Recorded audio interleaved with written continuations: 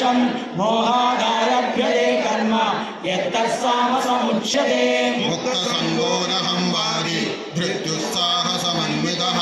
सिद्ध्यसिद्ध्यो निर्विकारः कर्ता सात्विक उच्यते रागी कर्मबलप्रेप्सु लुब्धो हिंसात्मको शुचिः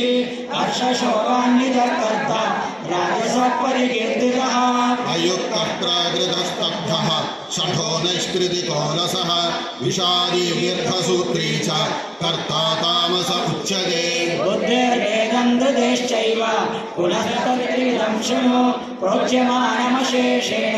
पृथक्तेन धनञ्जय प्रवृत्तिं च निवृत्तिं च कार्याकार्ये भयाभये बन्धं मोक्षं च या वेत्ति बुद्धिः सा पार्थसात्विकी